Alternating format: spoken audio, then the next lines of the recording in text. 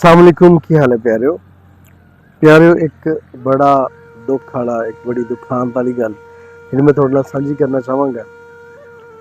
बलोचिस्तान दे विच एक अजिहा वाक़या होया जिहने एक बारी फिर बहुत अफसुर्दा करता, दिल नूं चीर दिता।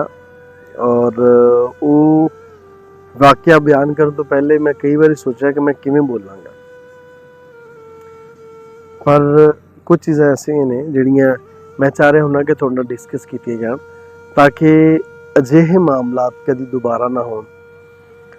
1.5 साल पहले एक कुड़ी ने आपदी पसंद दी शादी की थी और बहाने दे नाल उहदे कबीले दे लोकां ने हुण उन्हां नूं दावत ते बुलाया कि असीं पिछलियां सारियां गल्लां भुला दिन्ने आ ते तुसीं साडे कोल दावत ते आओ। औरत जात है, ज़ाहिर बात है उहनूं अपने वीरां दा, अपने मापियां दा, अपने रिश्तेदारां दे उन्हूं एहसास भी होएगा कि मेरे रिश्तेदार ने मैनूं बड़े चाअ दे नाल, मैनूं प्यार दे नाल बुला रहे ने ते मैं जावां उत्थे जाके उन्हां दी गलबात सुना, उन्हां कोल बैठां, हस्सां खेडां।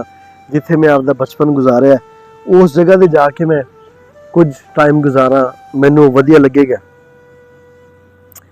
वो चली जाती है अपने खामन नूं नाल लैके, ते पर उहनूं की पता सी नुमानी नूं कि वो जिहड़ी दावत है ओहदी जिंदगी दे आखिरी लम्हात बन जाने ने।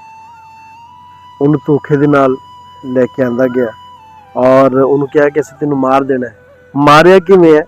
सब तो भयानक, सब तो खतरनाक, सब तो अफसोसनाक गल है कि जिहड़े लोग गैरत दे नां ते अपनी धी नूं मारिया, जिन्हां ने कहा कि सानूं अपनी गैरत बड़ी अजीज है, असीं इस मर्द नूं इजाजत नहीं दिंदे कि साडी धी दे नाल रवे, इस धी नूं इजाजत नहीं दिंदे कि वह आपदी मर्जी दे नाल निकाह कर सके।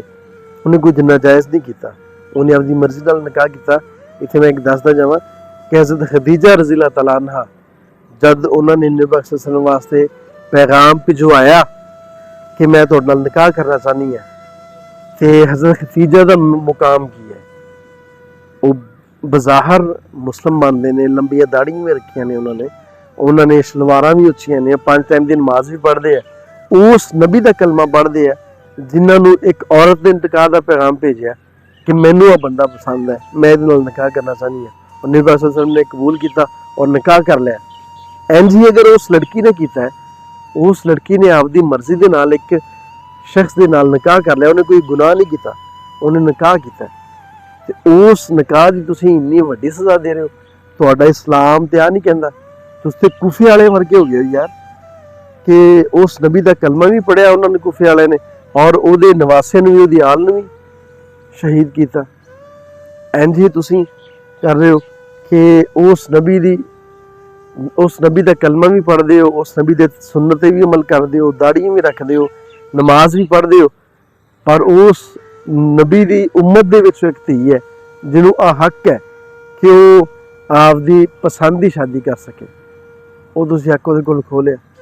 हज़रत नबी सल्लल्लाहु अलैहि वसल्लम ने जब पैगाम मिले ना जिब्राइल वालों कि अली का निकाह, हज़रत फातिमा का निकाह हज़रत अली दे नाल करना है, रब चाहता है, रब की चाहत नूं कौन टाले। उस दे बावजूद नबी सल्लल्लाहु अलैहि वसल्लम घर आए, हज़रत फातिमा दे कोलों पूछा है कि रब आ चाहता है कि मैं तेरा निकाह अली दे नाल कर दिया, तेरी की मंशा है, तेरी की रज़ा है। जद वो नबी, आखिरी नबी जिंदा तुसीं कलमा पढ़ते हो, अपनी बेटी की मंशा तो बगैर उसका निकाह नहीं करता, तुसीं कौन हुंदे हो? इड्डे गैरतमंद तुसीं कित्थों आ गए?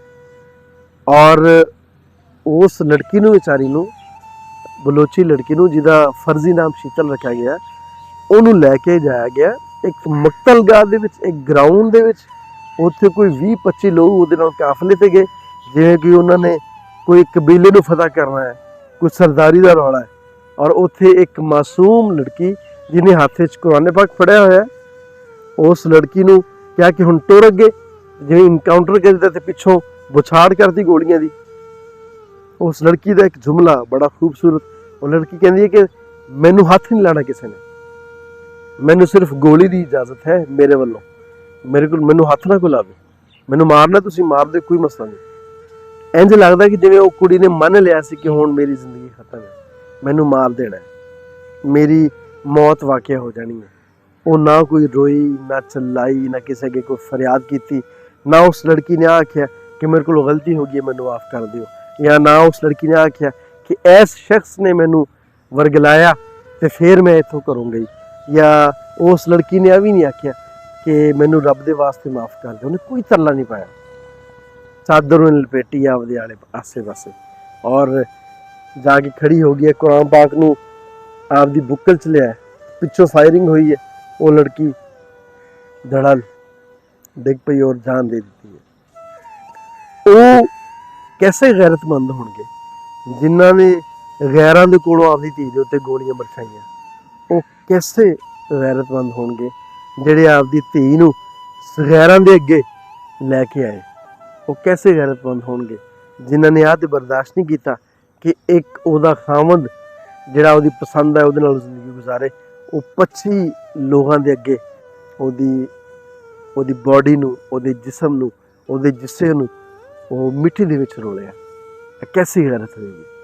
मैनू अफसोस है उन्हां गैरतमंदां ते, मैनू अफसोस है उन्हां लोकां दे रिवाजां ते, मैनू अफसोस है अजिहे मुसलमानां ते जिहड़े इंज दियां ज़्यादतियां करदे ने। ऐसे वजह तो लोग जिहड़े ने वो मुसलमानां तो खाइफ ने, ऐसे वजह तो लोग जिहड़े ने वो मुसलमानां नू आतंकवादी कहंदे ने, क्योंकि तुहाडा मज़हब तुहानू कुछ होर कहंदा है पर तुसीं कुछ होर करदे हो। इस्लाम तो बहुत सोहना मज़हब है, कभी भी नहीं आख्या कि किसी इंसान की जान ले लो। औरत और बच्चे उत्ते हमला करन तो, गोली चलान तो वैसे ही मना किया। कमज़ोर मर्द होंदे ने जिहड़े हथ चुकदे ने किसी औरत उत्ते, जिहड़े गोलियां बरसांदे ने किसी औरत उत्ते। कैसी गैरत है? एक सवालिया निशान है।